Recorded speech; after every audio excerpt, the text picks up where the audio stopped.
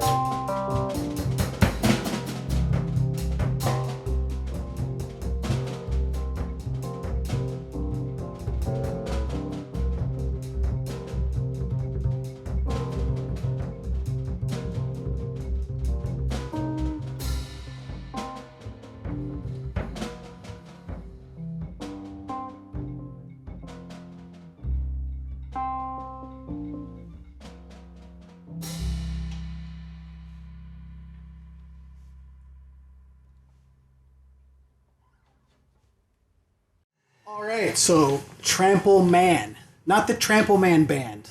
That's too many. That's just the Instagram. That's So too you many. don't get like foot fetish It's too many. feeds. So far, Lots we of can stop now. We can stop now. This is exactly what I was hoping it would be. That's perfect. And it's a very clever thing. It's a play on names, right? Yes. Is that it? That's right. Portmanteau. So you guys have been a band for how long? Since 2010? Something in that range, yeah. What is that? How do you do that? I read a book by David Byrne called How Music Works, and he said there's one way that a band stays together, and it's if they're making tons of money. Is that it? Is that how you guys No. have stayed together? That's not it. Okay. No. So then what's going on here?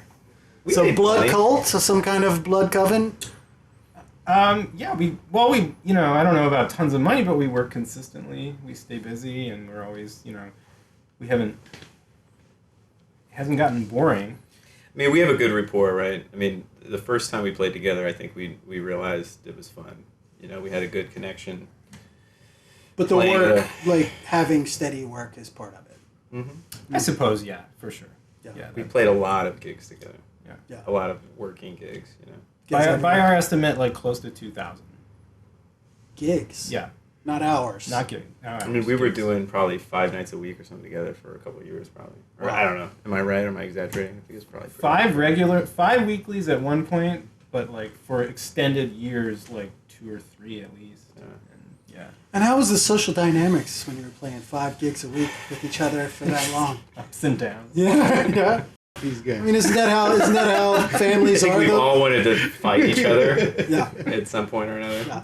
I mean, that's a family thing, though, Yeah. right? Like, if you Yeah, don't yeah. get to that point where you want to choke one of your family members, then you're But really not all close. combinations we wanted to. Yeah. Okay. Every permeable. Yeah. 2 to 1, 1 Yeah, to 2, 3 against each other, like Yeah. kind of thing.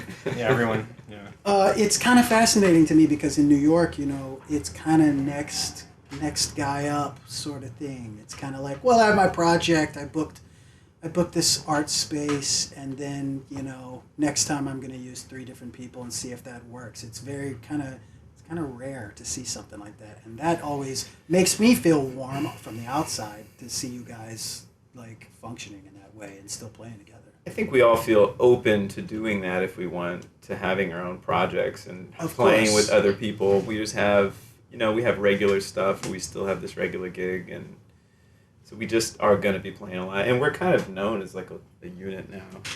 People Yeah. hire us as a unit. We end up, even if we don't try, we end up just playing a bunch together. And Sure. Yeah, I guess what I'm getting to is that the modern world seems like it's the next thing. Everybody wants the next thing. Dating kind of works like that. Sort of shopping on Amazon. It's always like, oh, I didn't like this comforter. I'm just going to buy another one real soon. Whereas my grandmother had the same quilt for like 60 years. So it just doesn't seem that even bands work like that. And I want the secret. What's the secret to it? I don't know. Okay. All right. Ask, Man, we're family, yeah, man. yeah, exactly. I mean, yeah.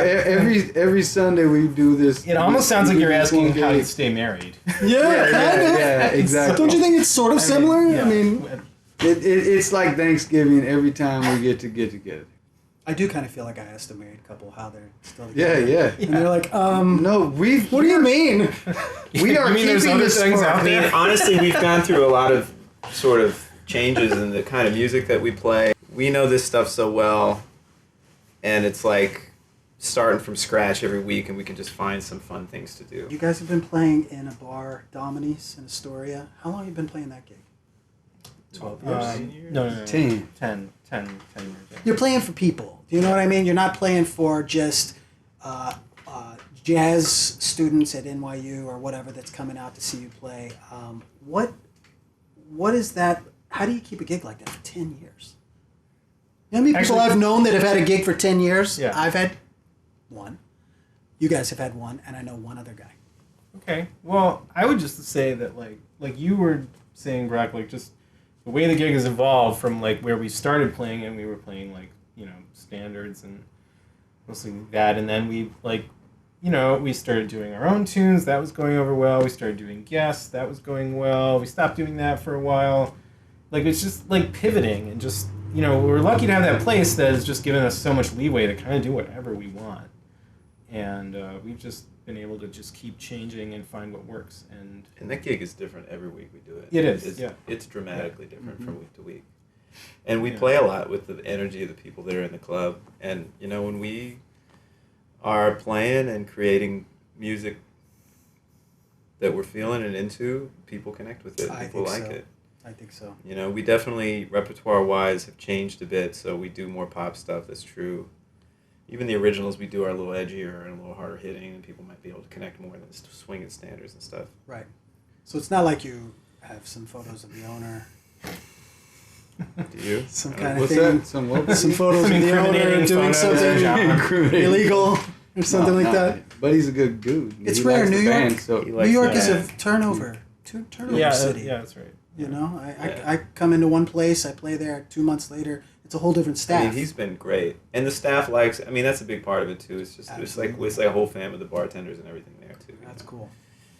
I met you busking in the park when I first moved to New York, and you guys were green here too, right? Mm-hmm. And I want to talk about that because it's a big thing that happens in New York, and we haven't talked about it on the show. It's a really interesting avenue for music. So, can you just talk about that for a second? What it's like to play? We were playing all day. We were playing like 8 hours a day in Central Park, and bringing home a backpack full of ones. I went to Trader Joe's and paid in ones. I paid in like 80 ones, and the girl was like, "Are you a stripper or something?" I said, "No, I play in the park." She said, "Okay, that makes sense." What's that like as compared to playing in a bar, or a concert venue, or something like that? I must say first, you should have said, yes, I'm a stripper. Yeah. Because that'd be killing. Yeah. I mean, I have the name for it. Let's be honest. Ocean Jewel rolling out the door. All respect. Hey, let's hear it from Ocean Jewel. All respect. You'd see a clam's mouth open. Yeah, you come and out a pearl come like a Venus, like a Botticelli. And then you stand up and then you get down and bang. I have to do it now. That's the thing. And now that you said it, It'd be like the idea has been born. I have no choice. It'd be the Seinfeld theme song that you strip to. Respect to workers of all. This is going exactly like I hoped. Exactly. Respect to all. Respect to workers in all, in all areas of employment. But okay, so talk about busking in the park versus playing in a club. Okay, so I would like to say, it's kind of. I mean, I think, you just learn so much in the park. Like you were saying, like connecting with people. I mean, you did your share of park playing too with that gospel. A little bit. With that gospel. A little bit, not like you guys. So, but like, yeah, I don't know, just this idea of like, full commitment. Like you're here. Like this is how you're gonna spend your day. You're not looking for a job. You're like out here making money, and like, Just, I always think about that Malcolm Gladwell 10,000 hour principle, and I'm like, how many hours did we rack up? A lot in the park, yeah. You know what I mean? Most definitely. Yeah, we'd play there all day, and then we'd go down to Washington Square and pick up like another 3 hours. And then you play a gig that and then go to Mahmood's. Yeah, and then right. occasionally go, this was before I had like a lot of regular gigs, but the three of us used to play on the mall though. Okay, I had that written down. And every time a ballad happens, no, we had a day in the spring where the dogwoods and the cherry blossoms. Anytime you do like Skylark or some shit. Every time we played a ballad that day, the wind would blow and the leaves would come down on us. It's not a joke. We had a day where the flowers were on the trees, on every tree. Magnolias, dogwoods, cherry blossoms. For some reason, they all bloomed around the same time. The wind would catch up every time we played a ballad, 3 or 4 times, and it would snow flowers. yeah. And I think I looked at you, I was like, we're in the Matrix right now. This is not real. But then it happened again.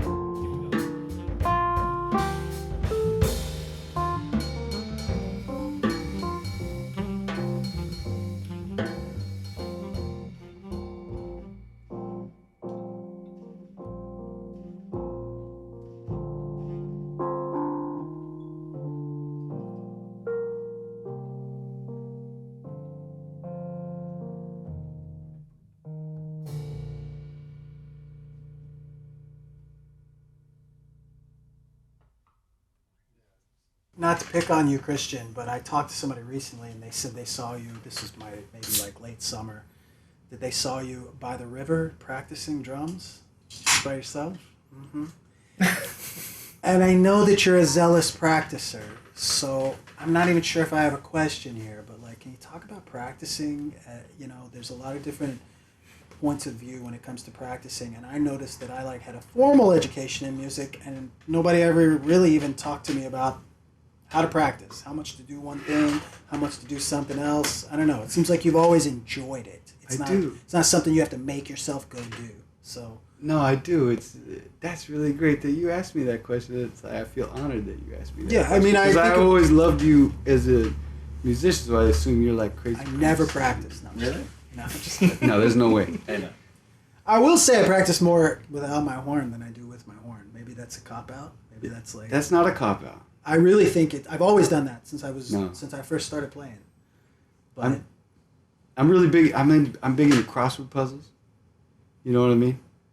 And so it's just like a thing with the day. And when I was a kid, I used to always throw the tennis ball against the front steps, and I'd like try to get it to bounce like straight back from far away. And I dig. I could if I grew up with money, I would have been a golfer. Like I dig the idea like bettering yourself every time you do something. So when you create this almost like a game for yourself, and then you go through that and try to be like a robot. Like there's no creativity about this. This is like going to the gym or like reps, doing like a basketball doing player, doing brain crap.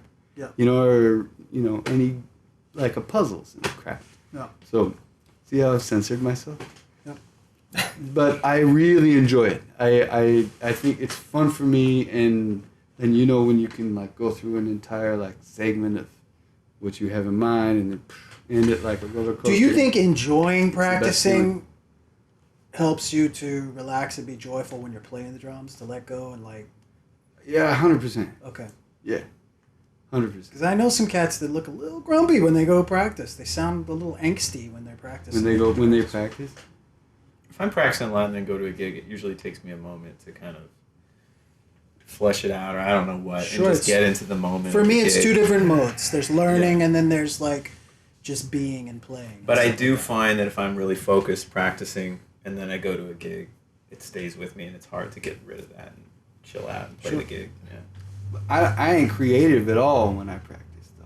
Right. There's zero creativity. It's this is the game we're gonna play, thing, and then try to do that. And so when you go to the gig, you get to be creative and you feel warm and you feel like you get a nice clock going. You know what I mean? Yeah. And I like that feeling.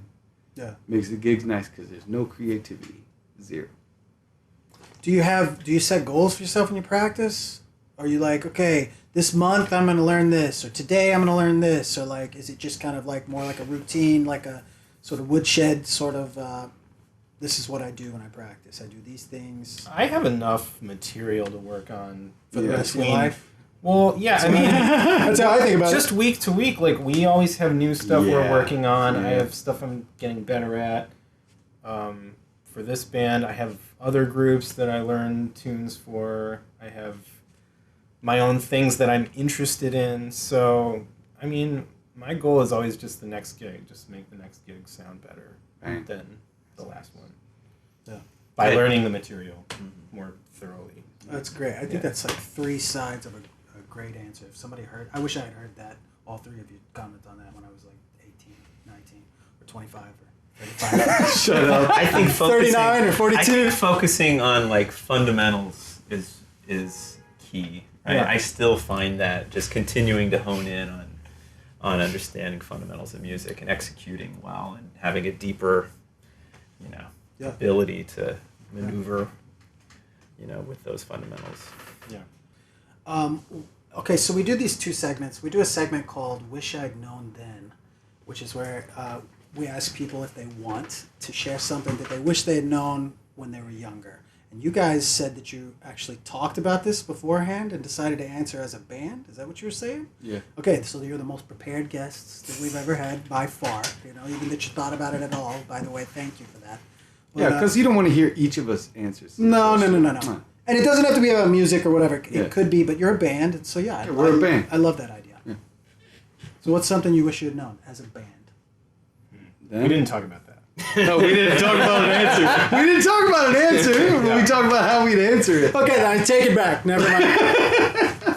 I remember one time Mulgrew Miller talking about going to a club and hearing, and at this point in his life, he thought, he was younger, and he was he was like, man, I don't want to play Happy Birthday for people anymore. He was like, that's like lame, like that's a lame thing to do.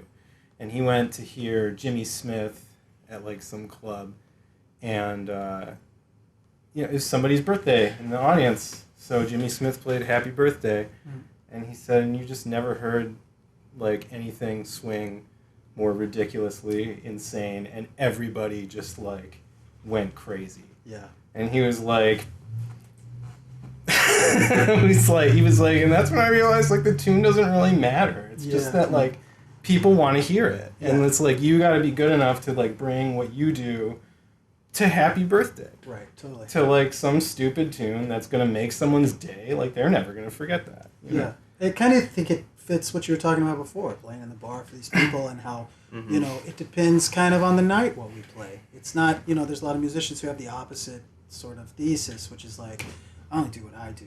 This is about me and about like my art and like my vision and all of that. And not to say we're playing to the crowd or anything like that, but there's human beings sitting there. We're communicating to people that are in the room with us. Yeah. I don't think it's that a adds humble. to- I think that's a more adds to- like Zen approach than like Yeah. I'm the artist. Man, I do my there's- stuff. In any room that you're in, whether there's music playing or not, there's an energy that everybody shares. So like when you're playing in the band, you have an equal responsibility. You have equal percentage responsibility for the vibe in that room, Right. as someone over there that's on the phone with their mom or arguing with their girlfriend or making out with their girlfriend. Like everybody has equal responsibility to that vibe, that energy that we're all sharing. Sure. Like when you respect that everybody's equal, you just might have a little bit more sway with it. Yeah. Then that's when you really can hang with a room, Yeah.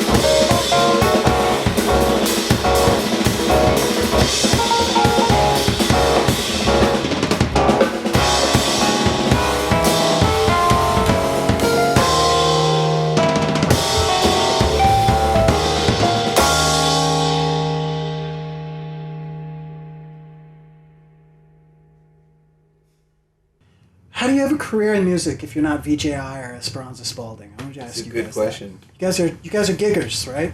I'm a gigger. I've asked a few people on the show. I'm looking for the answer. Help me.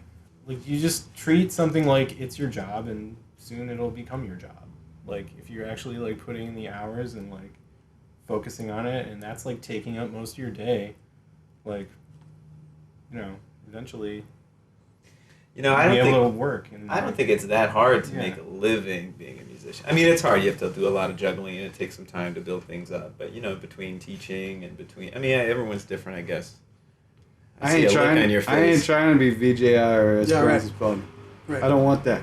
Okay. I'm me. Yeah. This is killing. They got beautiful families, man. Right. Like, they don't want to be somebody else. Right. Exactly. You know, like making it. I don't think you guys. I do think you wouldn't that want to they- be on the road 300 days a year. Correct. But I do think the challenge is how do you be a full-time professional musician and make music that you believe in and you want to be making. I mean, that was the problem for me for a long time, I feel like. Well, what do you mean? That was the problem. Well, just playing gigs because I need to play it to make money. You know, I can do a good job. I can play that cabaret show. I Right. can play whatever it is you need me to do, that cocktail hour, what have you. But, you know. We have one more segment that we throw out and see if anybody wants to do it. This is called This Really Happened, and it's where you get a chance, if you want, to tell a story from the musician's life. Oh, man. We all have stuff that's I happened. got one. We all have stuff that, you don't have to think very hard. So It's I was in the hilarious or insane or nobody would believe or like heartwarming or anything, like something that happens. So, you know, as we're here in this cool lighting that our friend Jesse Winder, I would Yeah. never be bold enough to try something like this. It's He's awesome. killing. It's beautiful. I'll never do anything like Jesse that. Winder's the man. Yeah, you may have a story you want to share or Go stories. down the line. Oh Lord, I mean, it's just tell one about how many are that there? slow night at Domini's with the guy. Oh, You tell it. oh, which You tell one?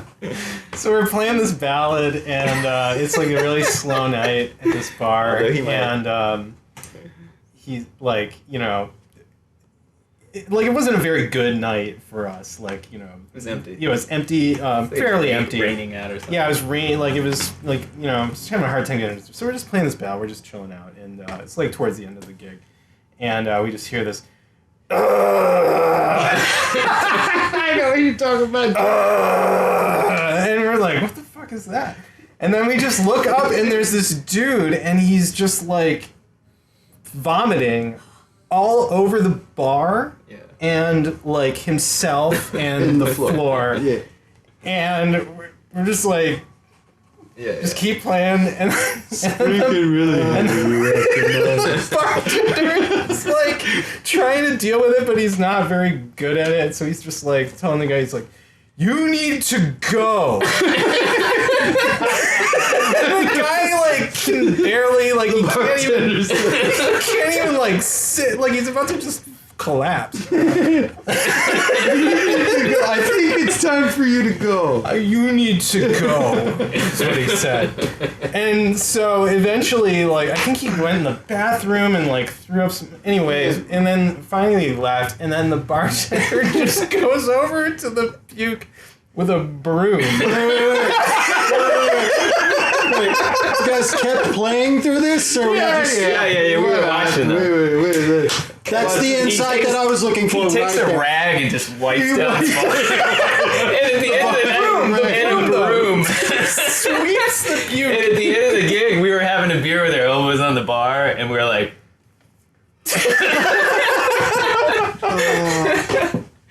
Or no, but even while we were still playing, he like let someone sit there. Yeah. Somebody came in and chill out above yeah. above the broomed up puke, the swept puke. Joe's gonna watch this. Well, that's. I didn't His want to name give is away not who it Joe. was. The bartender's name is not Joe.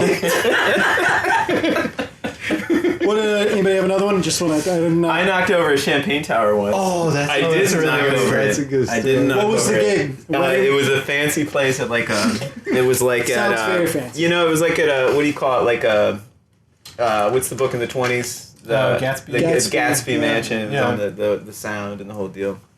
And they had a champagne tower set up This is like some Will Ferrell stuff. But it was set up on like a wooden platform that it would shook, Right. So like it was right next to where I was setting up the keyboard, and the band told me like be very careful, don't step over there, and I didn't. I stayed away from it, and I was standing right behind it, and the photographer came and just slammed down the tripod in the end of it, and it shook, and then I saw the top glass just kind of wobble, and then it fell, and I tried to catch it, and I looked up, and the photographer just bounced like he was out, So wait, was it even you? It wasn't me. No. But I was there trying to catch each one of them as they were falling in like slow motion. Because this shit takes forever to fall down. It felt like it took 2 minutes to fall down. It's a good Samaritan. So at the end, it's just try like, to help. and me like here, and the whole wedding party was staring at me. And a guy ran over and was like, I saw it wasn't you. So he was you had a witness. That's good. Yeah, but still everybody thought it was the band. It thought didn't it was matter. me. Yeah. Guys, you didn't have one, did you? Specific? Okay. You don't want to hear my story. I love your band, and I love you guys, and it really means a lot to talk to you guys here, and long history, and you guys were the one gig I had during the COVID lockdown. We played a wedding. We did. Where the wedding party had really fancy rhinestone masks, and I was like, oh my god, just to play a gig like that with you guys meant everything. So. It really means a lot to have you here, and let's play some music. Okay, Let's play some music. Thanks, Ocean.